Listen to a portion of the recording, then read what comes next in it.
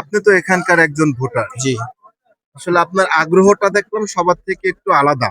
জি নিজের এলাকাকে মানুষ প্রাধান্য দিলে এরকম নিজ থেকেই আগ্রহ চলে আসে। অবশ্যই। আসলে আপনার এই এলাকার কোন ধরনের মানে কিরকম সমস্যা আছে বা কিরকম প্রার্থী বেছে নিলে আপনাদের এলাকার উন্নয়ন হবে বা আপনাদের চাওয়া পাওয়াটা আসলে কি? আলহামদুলিল্লাহ, আমরা এখানে যারা উপস্থিত হয়েছি বিগত 17 বছর যারা ভোট দিতে পারি নাই, আজকে সবাই ভোট দিতে পেরে আমরা সবাই খুশি। সবাই খুশি না? সবাই আমরা খুশি। 17 বছর আওয়ামী লীগের নির্যাতনে আমরা ভোট কেন্দ্রে আসতে পারি নাই। যারা আসছি বলছে তুমি তো ভোট দিয়েছো, তোমার বাপেও দিয়েছে, অথচ তার বাপ কবরে। সেখানে আমাদের উন্নয়নের অনেক প্রয়োজন। আওয়ামী লীগের আমলে সব লুটপাট করে খাইছে, এদেশের উন্নয়ন হয় নাই।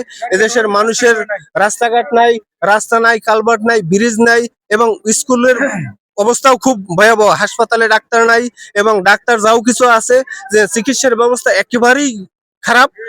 দর্শক, বরগুনা এক আসনে মুখোমুখি দুটি দল।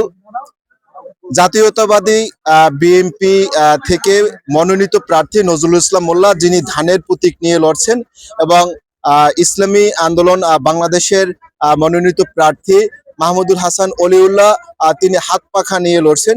আমরা এখানে ভোটারদের সাথে আসলে কথা বলেছি যে তারা কোন ধরনের প্রার্থী বেছে নেবেন এবং তাদের এলাকার সমস্যাগুলো কি। আমরা পরবর্তীতে এই এলাকা নিয়ে আরো সমস্যা জানাবো এবং এলাকার ভালো দিকগুলো জানানোরও চেষ্টা করব।